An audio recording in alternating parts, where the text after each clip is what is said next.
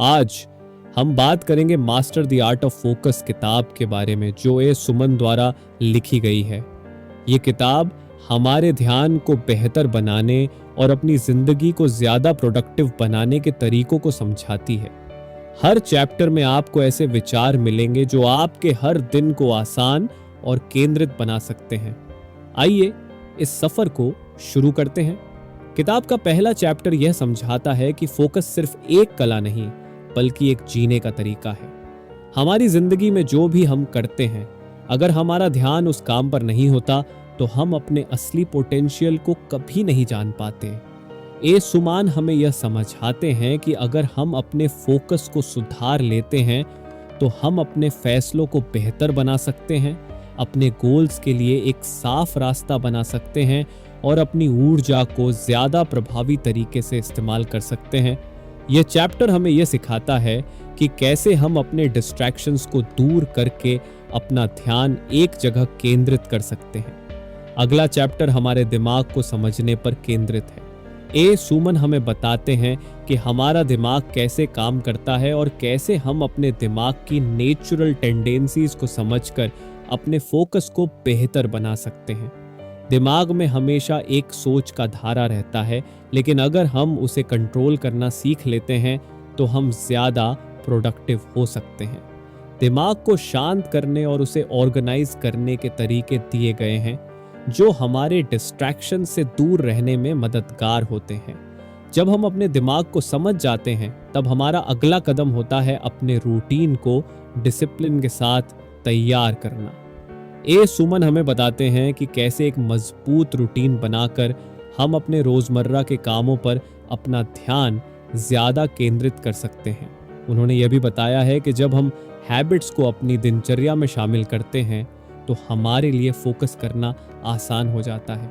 यह चैप्टर हमें अपने डिसिप्लिन को बेहतर करके अपने गोल्स पर अपना ध्यान लगातार बनाए रखने में मदद करता है। अगला चैप्टर टाइम मैनेजमेंट पर केंद्रित है। समय हमारे पास सीमित है और अगर हम अपने समय को सही तरीके से मैनेज करते हैं तो हम अपने गोल्स पर अपना ध्यान बेहतर तरीके से लगा सकते हैं। ए सुमान हमें यह बताते हैं कि कैसे हम अपने समय को सही तरीके से प्लान कर सकते हैं ताकि हम अपने गोल्स पर लगातार ध्यान दे सकें। उन्होंने कुछ टाइम मैनेजमेंट टेक्निक्स भी बताई हैं, जैसे पोमोडोरो टेक्निक, जो हमारे दिन को और ज्यादा प्रोडक्टिव बना सकती है। एक और महत्वपूर्ण विचार जो इस सुमन ने इस किताब में दिया है वह है माइंडफुलनेस। माइंडफुलनेस यानी अपने प्रेजेंट मोमेंट में रहना और अपनी सोच और काम पर पूरा ध्यान देना। यह चैप्टर हमें सिखाता है कि कैसे हम अपने माइंड को प्रेजेंट मोमेंट में लाकर अपनी प्रोडक्टिविटी को बढ़ा सकते हैं। जब हम अपने करंट टास्क में पूरा ध्यान लगाते हैं तो हमारी एफिशिएंसी भी बढ़ जाती है, और जब हम अपने फोकस को मास्टर करना सीख जाते हैं तो सबसे बड़ा चैलेंज होता है डिस्ट्रैक्शंस का सामना करना। हमारे आसपास हमेशा डिस्ट्रैक्शंस होती है, चाहे वो सोशल मीडिया हो या हमारे पर्सनल थॉट्स। ए सुमन हमें बताते हैं कि कैसे हम इन डिस्ट्रैक्शंस को कंट्रोल कर सकते हैं। उन्होंने कुछ टेक्निक्स और टूल्स दिए हैं जो हमें डिस्ट्रैक्शन से दूर रखती हैं और हमारे काम में लगातार फोकस बनाए रखती है। अंत में ए सुमान हमें यह समझाते हैं कि फोकस सिर्फ एक शॉर्ट टर्म स्किल नहीं है बल्कि एक लॉन्ग टर्म माइंडसेट है। जब हम अपनी फोकस एबिलिटी को अपनी डेली लाइफ में इंटीग्रेट कर लेते हैं तो हम अपनी जिंदगी को एक पर्पस ड्रिवन लाइफ बना सकते हैं।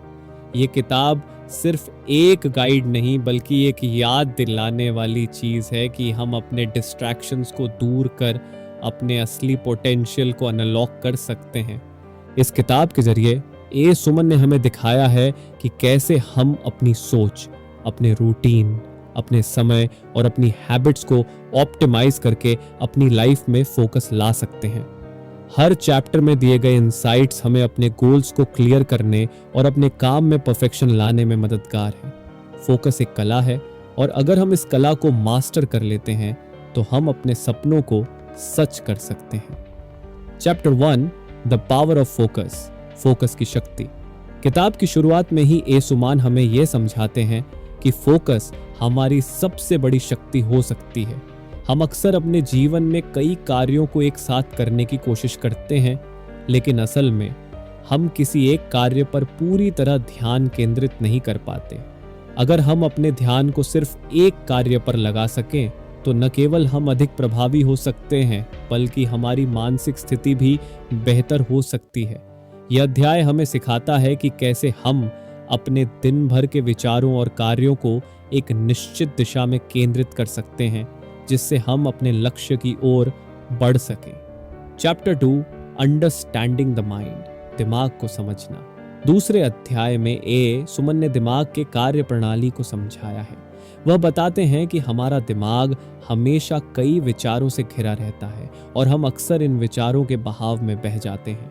अगर हम अपने दिमाग को नियंत्रित कर पाते हैं तो हम अपने फोकस को बनाए रख सकते हैं।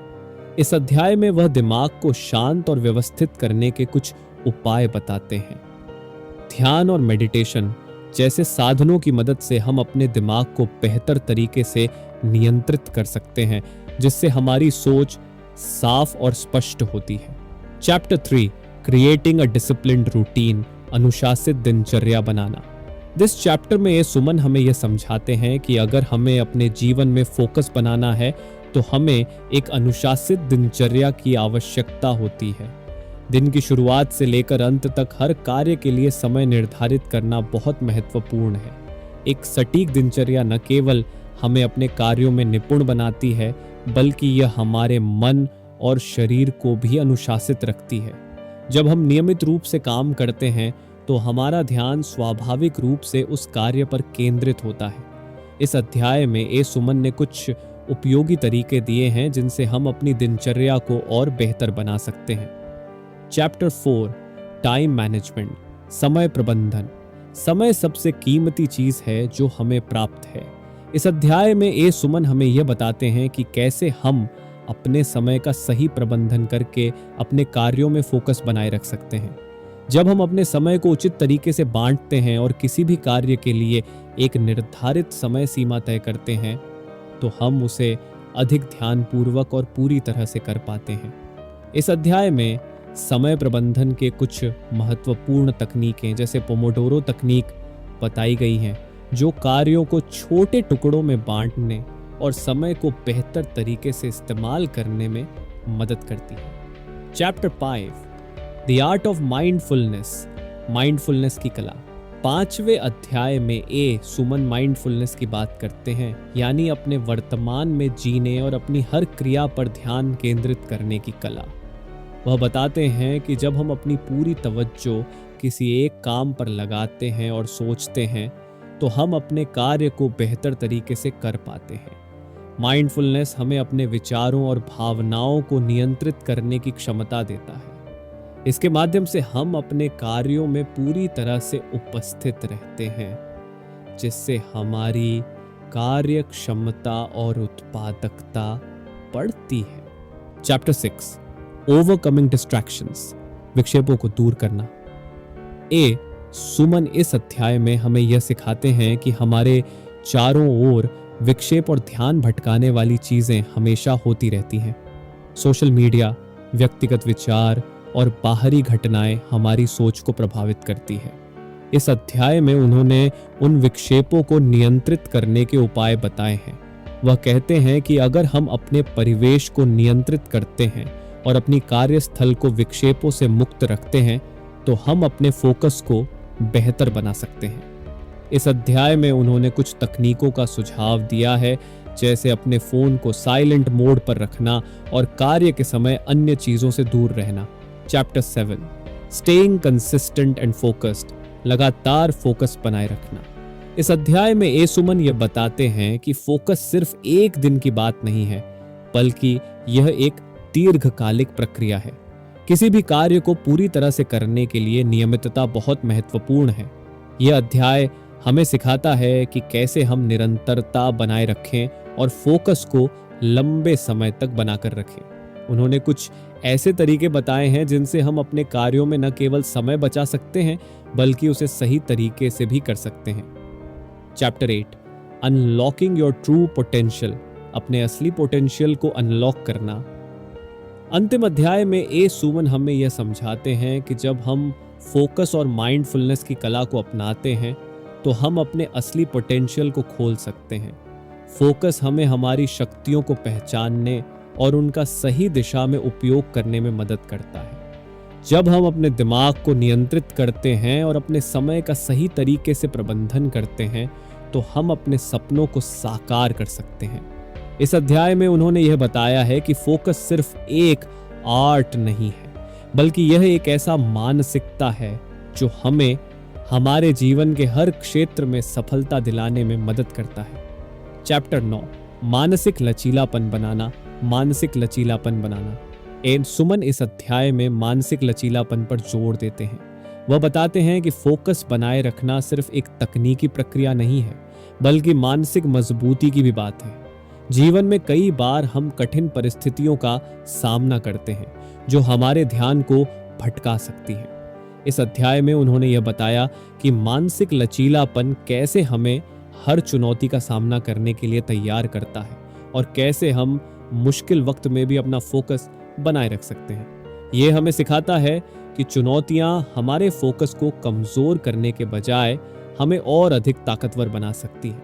मानसिक लचीलापन का निर्माण नियमित अभ्यास, आत्मविश्वास और सकारात्मक सोच से होता है, जो इस अध्याय में विस्तार से बताया गया है। Chapter 10, the role of sleep and rest. नींद और विश्राम की भूमिका। अगले अध्याय में ए सुमन यह समझाते हैं कि सही नींद और विश्राम का हमारे ध्यान पर गहरा असर पड़ता है। वह बताते हैं कि एक थका हुआ दिमाग सही से ध्यान केंद्रित नहीं कर सकता, इसलिए नींद को प्राथमिकता देना जरूरी है। इस अध्याय में वह हमें यह सिखाते हैं कि कैसे उचित नींद से हमारे दिमाग की रिचार्जिंग होती है, जिससे हम अगले दिन अधिक तरोताजा और फोकस्ड महसूस करते हैं। उन्होंने यह भी बताया कि हमारे सोने का तरीका, जैसे स्क्रीन टाइम से बचना और आरामदायक वातावरण बनाना, हमारे मानसिक स्वास्थ्य और फोकस पर प्रभाव डालता है। Chapter 11, nutrition and focus. पोषण और ध्यान। ए सुमन इस अध्याय में यह बताते हैं कि पोषण का हमारे मानसिक फोकस पर गहरा प्रभाव पड़ता है। सही आहार से हमारा मस्तिष्क बेहतर कार्य करता है। वह बताते हैं कि कुछ खाद्य पदार्थ जैसे ओमेगा 3 फैटी एसिड्स, एंटीऑक्सीडेंट्स और प्रोटीन हमारे दिमाग को शक्ति देते हैं और हमें ध्यान केंद्रित करने में मदद करते हैं। इस अध्याय में वह हमें यह सिखाते हैं कि कैसे एक अच्छा आहार हमारे मानसिक संतुलन और फोकस को बनाए रख सकता है। इसके अलावा सही समय पर भोजन करना और हाइड्रेटेड रहना भी आवश्यक है, क्योंकि ये सभी कारक हमारे मस्तिष्क की कार्यप्रणाली को बेहतर बनाते हैं। Chapter 12, embracing failure and learning from mistakes. विफलता को स्वीकार करना और गलतियों से सीखना। ए सुमन इस अध्याय में विफलताओं को एक जरूरी हिस्सा मानते हैं। वह बताते हैं कि जब हम कोई नया काम शुरू करते हैं तो गलतियां करना स्वाभाविक है। वह कहते हैं कि हमें अपनी गलतियों से डरने की बजाय उन्हें एक सीख के रूप में लेना चाहिए। इस अध्याय में उन्होंने बताया कि किस तरह से विफलता हमारे फोकस को और भी मजबूत बना सकती है, क्योंकि ये हमें हमारी कमियों को समझने का अवसर देती है और हमें उन्हें सुधारने की प्रेरणा देती है। जब हम अपनी गलतियों से सीखते हैं तो हम अपने लक्ष्य के प्रति और भी अधिक समर्पित होते हैं और यही सच्चा फोकस होता है। Chapter 13, focus in the digital age. Digital युग में फोकस। आज के डिजिटल युग में हमारा ध्यान कई बार सोशल मीडिया, मोबाइल फोन और अन्य डिजिटल डिस्ट्रैक्शन से प्रभावित होता है। ए सुमन इस अध्याय में डिजिटल युग में फोकस बनाए रखने के बारे में बात करते हैं। वह बताते हैं कि कैसे हम अपनी डिजिटल आदतों को नियंत्रित करके अपने फोकस को बनाए रख सकते हैं। उन्होंने कुछ तरीके दिए हैं, जैसे सोशल मीडिया पर सीमित समय बिताना, मोबाइल नोटिफिकेशंस को बंद रखना और कार्य के समय केवल जरूरी ऐप्स का इस्तेमाल करना। ये हमें यह सिखाता है कि डिजिटल उपकरणों का इस्तेमाल सकारात्मक तरीके से कैसे किया जा सकता है ताकि हमारा ध्यान बटे नहीं। Chapter 14, the power of reflection. आलोचनात्मक चिंतन की शक्ति। सुमन इस अध्याय में चिंतन की शक्ति पर जोर देते हैं। वो बताते हैं कि अगर हम हर दिन के बाद अपने कार्यों का आकलन करें और उन पर चिंतन करें तो हम अपने फोकस को और भी बेहतर बना सकते हैं। ये हमें ये समझने में मदद करता है कि हम कहाँ सुधार कर सकते हैं और कौन से क्षेत्र हमारे ध्यान को भटका रहे हैं। आत्म मूल्यांकन से हमें ये समझ में आता है कि हमें कहाँ अधिक ध्यान देने की आवश्यकता है और क्या चीजें हमें हमारी दिशा से भटका रही हैं। चिंतन हमें हमारे विचारों को स्पष्ट करने और उन्हें सही दिशा में लगाने में मदद करता है। चैप्टर 15 एक केंद्रित जीवन जीना किताब के अंतिम अध्याय में सुमन हमें यह सिखाते हैं कि जीवन में फोकस बनाए रखना केवल एक दिन का काम नहीं है, बल्कि यह एक लंबी प्रक्रिया है। वह हमें यह समझाते हैं कि जब हम एक केंद्रित जीवन जीते हैं तो न केवल हम अपने व्यक्तिगत लक्ष्य को प्राप्त करते हैं, बल्कि हम अपने पेशेवर और व्यक्तिगत रिश्तों में भी सफलता हासिल करते हैं। उन्होंने बताया कि एक फोकस्ड लाइफ का मतलब है कि हम अपने समय और ऊर्जा को उन चीजों पर लगाते हैं जो हमारे लिए महत्वपूर्ण हैं और बाकी सबको अनदेखा करते हैं। यह अध्याय हमें यह सिखाता है कि कैसे हम अपने जीवन को उद्देश्यपूर्ण और केंद्रित बना सकते हैं ताकि हम हर दिन अपने सपनों के और करीब पहुंच सकें। चैप्टर 16 बिल्डिंग फोकस्ड रिलेशनशिप्स केंद्रित रिश्ते बनाना। सुमन इस अध्याय में यह समझाते हैं कि हमारी व्यक्तिगत और पेशेवर जिंदगी में रिश्तों का भी फोकस पर गहरा प्रभाव पड़ता है। जब हम अपने रिश्तों में भी ध्यान और समर्पण दिखाते हैं तो हम उन रिश्तों को और भी मजबूत बना सकते हैं। उन्होंने यह बताया कि कैसे हम अपने समय को सही तरीके से प्रबंधित कर उन लोगों के साथ समय बिता सकते हैं जो हमारे लिए महत्वपूर्ण हैं। यह चैप्टर हमें सिखाता है कि हमें अपने व्यक्तिगत और व्यावसायिक रिश्तों में भी केंद्रित और संजीदा रहना चाहिए। अपने प्रियजनों के साथ गुणवत्तापूर्ण समय बिताना हमारी मानसिक शांति और फोकस को बेहतर बनाता है। चैप्टर 17 फोकस को जीवन कौशल के रूप में अपनाना। सुमन का कहना है कि फोकस केवल एक क्षणिक प्रयास नहीं है, बल्कि यह एक जीवन कौशल बन जाना चाहिए। इस अध्याय में वह यह बताते हैं कि जब हम फोकस को अपने जीवन का हिस्सा बना लेते हैं तो हम न केवल अपने व्यक्तिगत लक्ष्यों को हासिल कर सकते हैं, बल्कि हमारे पूरे जीवन में संतुलन और सफलता भी लाते हैं। वह यह सिखाते हैं कि कैसे हमें फोकस को हमारे हर कार्य, विचार और संबंध में लागू करना चाहिए। फोकस एक ऐसी आदत है जिसे जीवन भर लगातार अभ्यास से सुधार सकते हैं और यह हमें हर रोज अपने उद्देश्य की ओर बढ़ने में मदद करता है। Chapter 18 the role of patience in focus focus में धैर्य की भूमिका। इस अध्याय में सुमन बताते हैं कि फोकस को बनाए रखने में धैर्य की भूमिका बहुत महत्वपूर्ण है। हम सभी जल्दी परिणामों की उम्मीद करते हैं, लेकिन असल में फोकस का असली लाभ समय के साथ ही मिलता है। उन्होंने यह बताया कि जब हम किसी कार्य में अपना ध्यान लगाते हैं तो शुरुआत में परिणाम धीरे धीरे दिखते हैं, लेकिन अगर हम धैर्य रखकर लगातार फोकस बनाए रखते हैं तो सफलता निश्चित रूप से मिलती है। यह अध्याय हमें सिखाता है कि कैसे हमें अपने प्रयासों को निरंतर बनाए रखना चाहिए और हमें तत्काल परिणामों की अपेक्षा नहीं करनी चाहिए।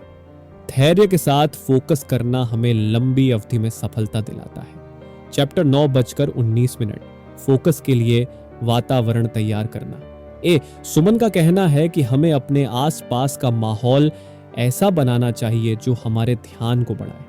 इस अध्याय में वह यह बताते हैं कि एक शांत और व्यवस्थित वातावरण में काम करना फोकस को बढ़ावा देता है। उन्होंने बताया कि अगर हमारा कार्य क्षेत्र बिखरा हुआ होता है या हमारे पास बहुत सारी विक्षेपक चीजें होती हैं तो हमारा ध्यान भटक सकता है। इसलिए अपने कार्यस्थल को व्यवस्थित और शांत रखना, डिस्ट्रैक्शन से बचना और एक ऐसा वातावरण बनाना जहां हम पूरी तरह से अपने कार्य पर ध्यान दे सकें, ये सभी फोकस को बनाए रखने के महत्वपूर्ण पहलू हैं। यह अध्याय हमें यह सिखाता है कि एक अच्छा वातावरण हमारी फोकसिंग क्षमता को बेहतर बना सकता है। चैप्टर 20 फोकस में महारत हासिल करने के अंतिम कदम किताब के इस अंतिम अध्याय में सुमन हमें यह बताते हैं कि फोकस में महारत हासिल करना एक निरंतर यात्रा है।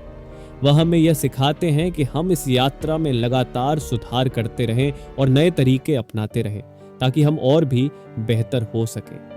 यह अध्याय हमें प्रेरित करता है कि हम कभी भी अपने प्रयासों को छोड़े नहीं, बल्कि हर दिन अपने फोकस को और मजबूत करने के लिए नई रणनीतियों को अपनाएं।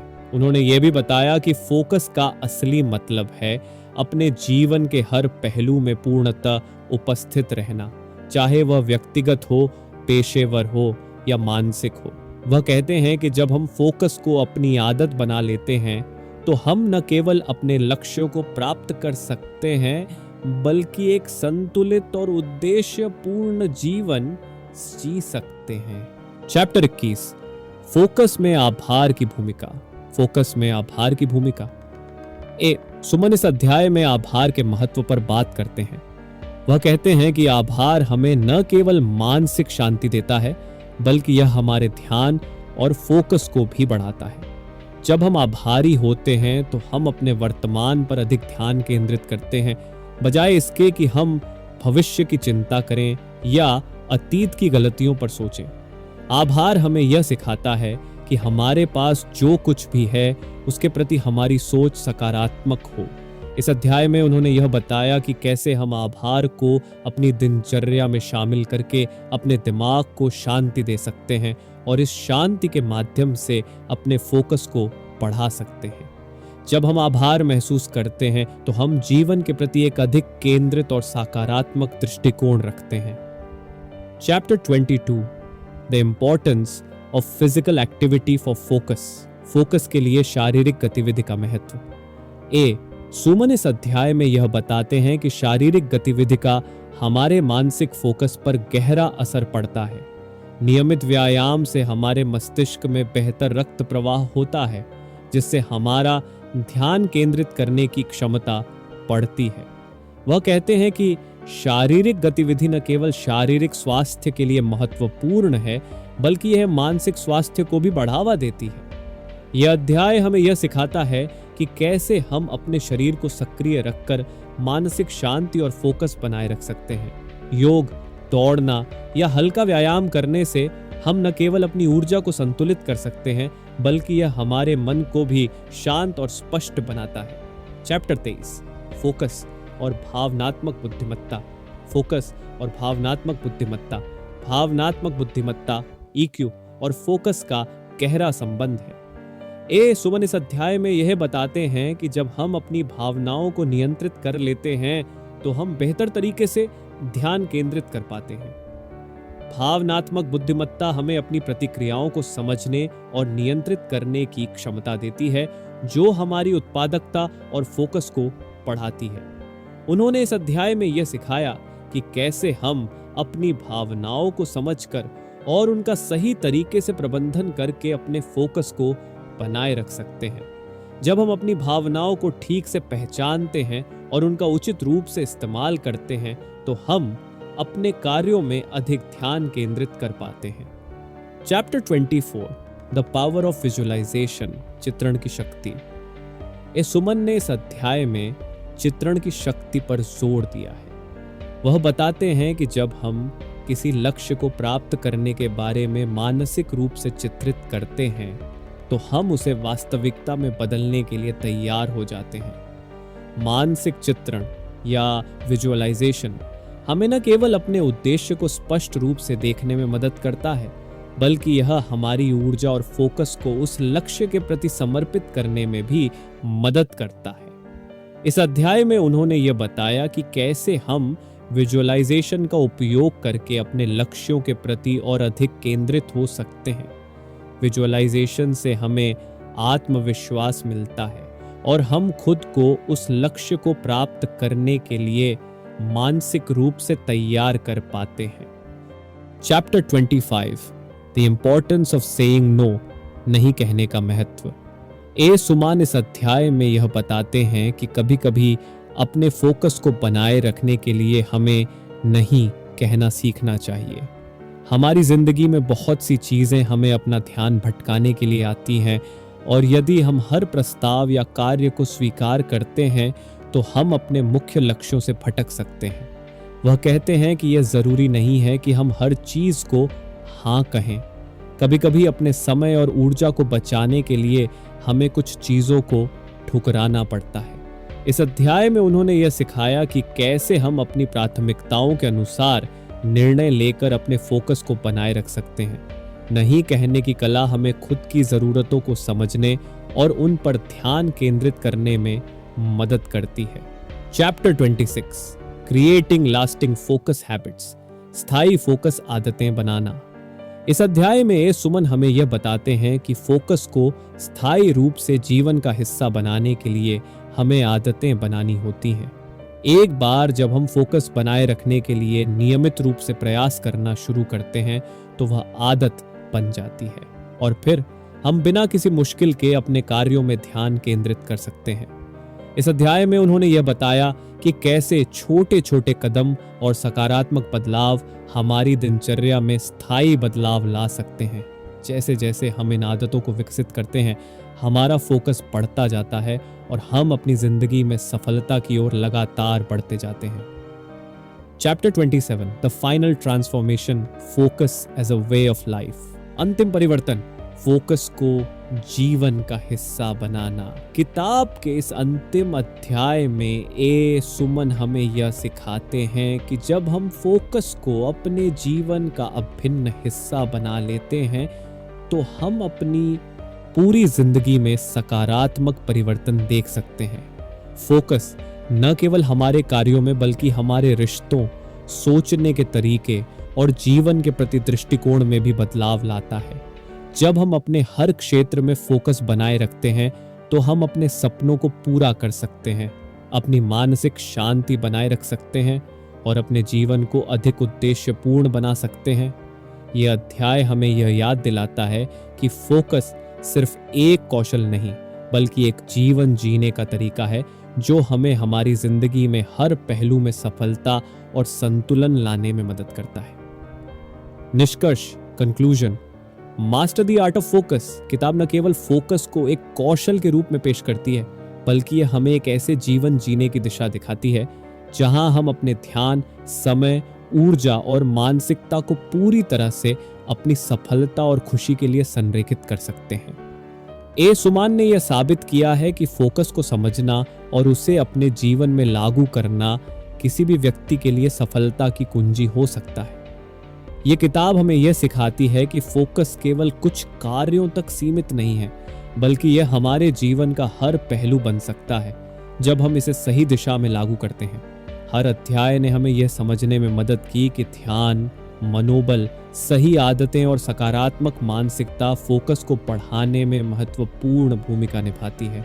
साथ ही इस किताब में दी गई सलाहें और तकनीकें न केवल हमारे काम को बेहतर बनाती हैं बल्कि हमें एक अधिक शांतिपूर्ण, संतुलित और उद्देश्यपूर्ण जीवन जीने के लिए प्रेरित करती है। Master the art of focus एक ऐसी मार्गदर्शिका है जो हमें अपने जीवन के हर क्षेत्र में पूर्णता और सफलता की ओर मार्गदर्शन देती है।